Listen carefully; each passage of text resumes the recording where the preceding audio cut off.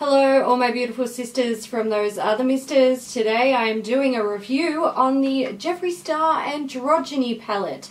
I've had this for a long time. Kat and I did an episode of the makeup breakup on it.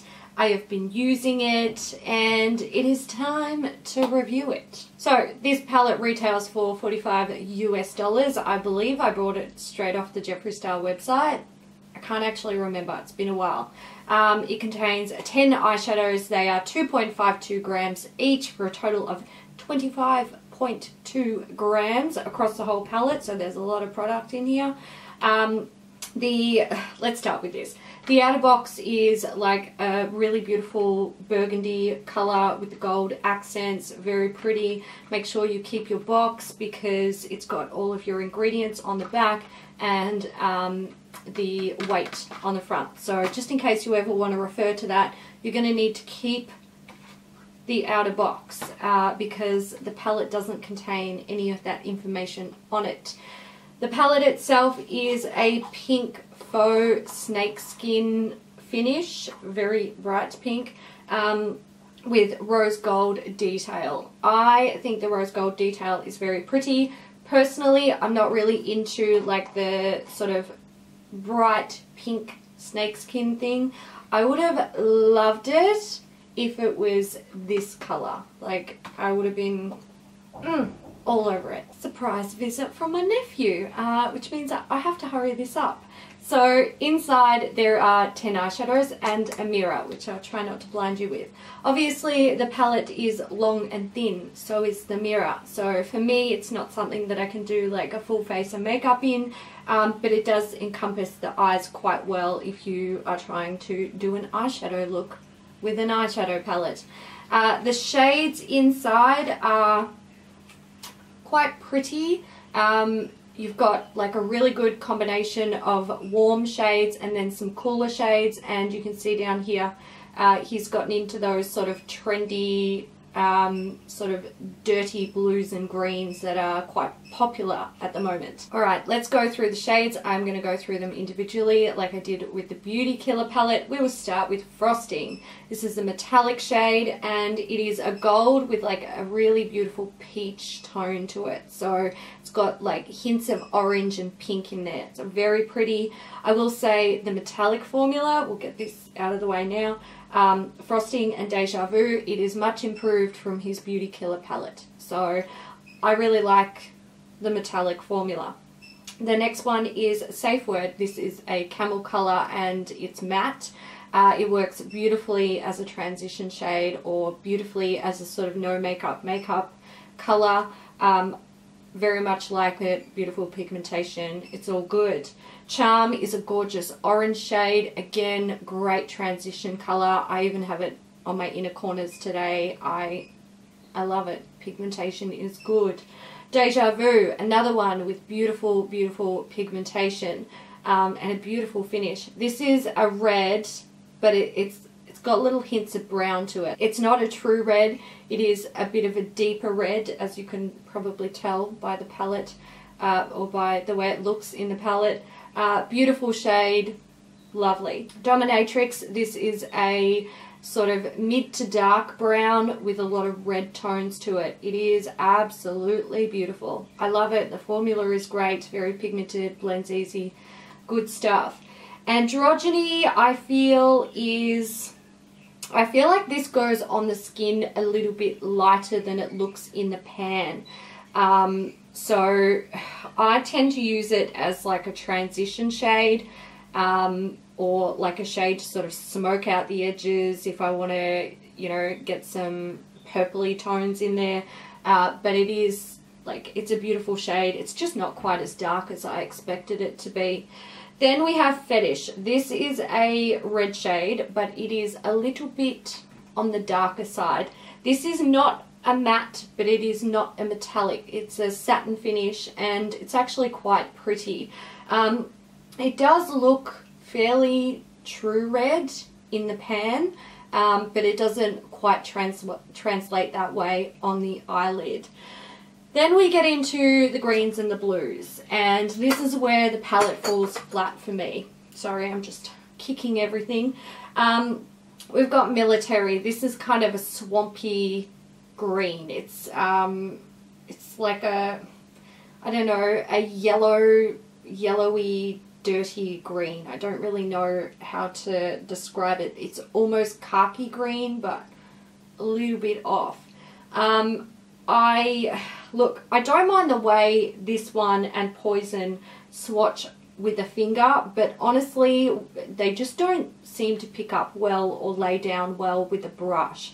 And because I don't use my finger to apply matte shades to my eyes, I just find it's not great. The formula isn't, it just doesn't, it's not for me. It's a little bit dry compared to like the other mattes in the palette. It's dry and it just doesn't translate very well on the eye. Poison is much the same. Again, it swatches fine with a finger, but when you're using a brush, it doesn't really, like, it's sad looking. It really is sad looking. I find that it goes on patchy. It takes a long time to build up, and it just doesn't look great. It kind of starts to look really muddy and dirty. It's not my favorite. Then we've got Swallow. This is just, oh, Jeffree, what are you doing? It is a pretty color.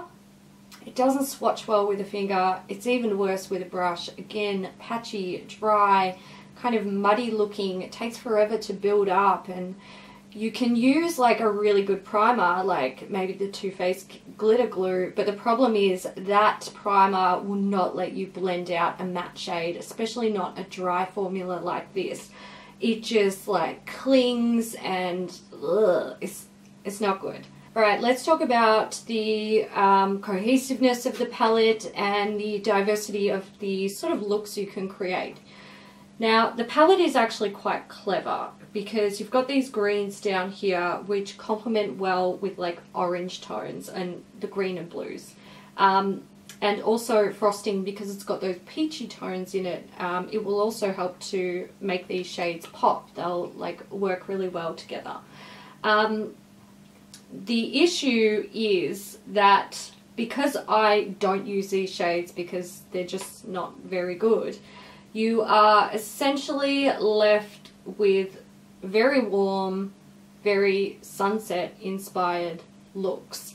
Lots of reds, lots of oranges, yellows, stuff like that.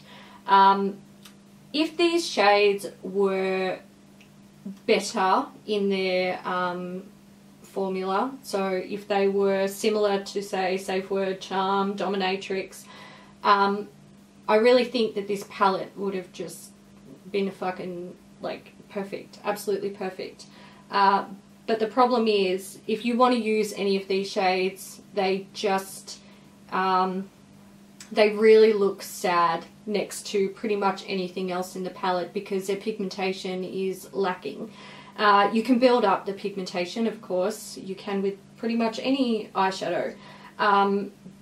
However, there's a lot of blending involved when you're building something up, so things start to look really muddy, and you've got to make sure that they're not going patchy, which these have a tendency to do. So for me, that's like completely out of the question. It's not even, to me, they don't even exist.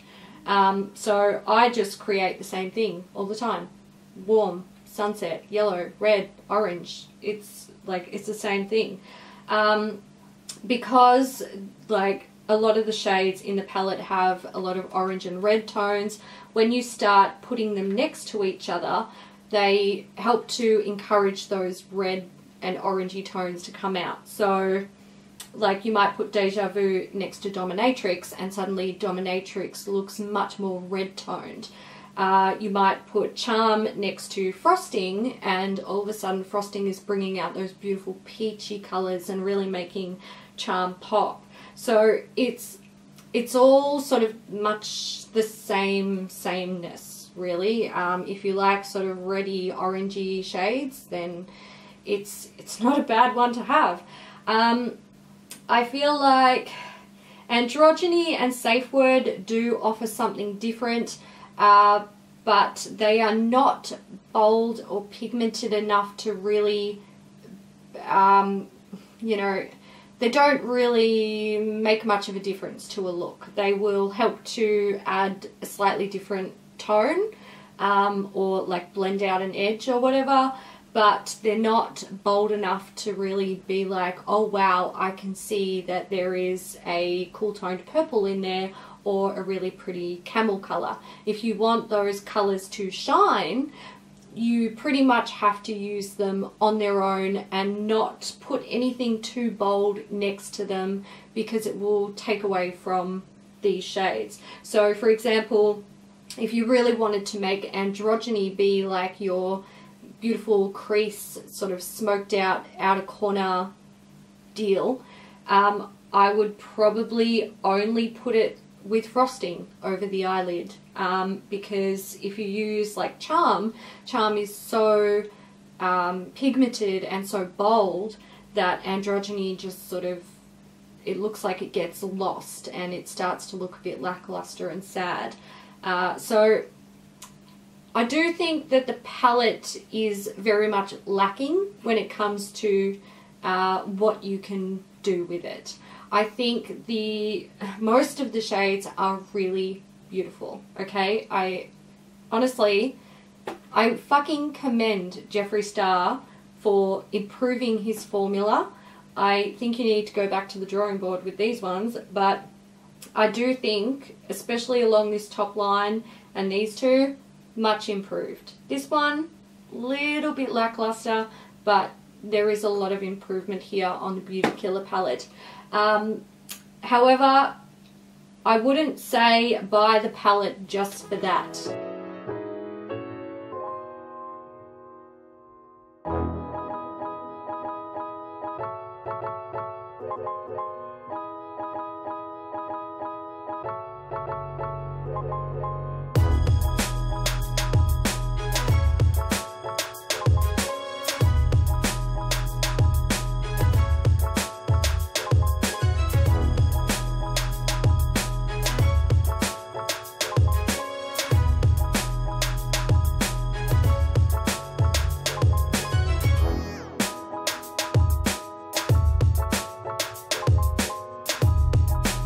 Alright, final thoughts on the Jeffree Star Cosmetics Androgyny palette. I think my feelings about this palette are, I like it, I don't love it. I feel like it's actually quite a generic palette. And I know that sounds a bit shitty, but if we take away these three shades down here, like, we have seen that to death. That is generic. Pretty much anyone who is an eyeshadow lover already has this shit going on in their life. These are the shades that really make this palette current and different. So these sort of shades are popping up in palettes quite frequently at the moment. I've never used one that I thought the formula was standout and amazing, so it just makes me not love it. I want to wear a beautiful dark teal eyeshadow, but if your formula is shit, then it kind of makes it difficult to want to wear it or to love it, basically. So when you take away those three shades, it's pretty like, it's pretty boring. I think if you are a Jeffree Star fan and you're going to buy it anyway, I think you will be quite impressed with what's going on up here and down here. If you are sort of like, you don't give a fuck about Jeffree Star and you're like, just tell me if it's good palette and if I should buy it, buy it on sale. I would say buy it on sale, or I would say shop your stash for shit that's going on up here, because if you're a makeup junkie, you've probably already got it. Don't buy the palette for these three shades down here, because you will be disappointed. Very disappointed. So yeah, I don't hate the palette, I don't love the palette, and I think I can say quite confidently that if Jeffree Star brings out a new palette, I probably won't buy it. Unless it is groundbreaking, I just don't think I'll buy it, because I just don't see anything here that is really, really fucking amazing. We've got beautiful formulas on the top row and down here, shit formulas here, but the interesting thing about this palette is where the shit formulas lie. So yeah, I'm pretty disappointed that he didn't manage to see that these were lacking, because he probably could have put something better in there. Whatevs. Alright guys, so that's it for me today. Let me know down in the comments what you thought about the Androgyny palette. If you own it, let me know how you feel about it. And if you don't own it, let me know what you think based off what you saw in this review. Is it something you would buy, potentially? Maybe, maybe not. I hope you guys enjoyed this video. If you did, please give it a thumbs up, and I will see you in the next one. Bye.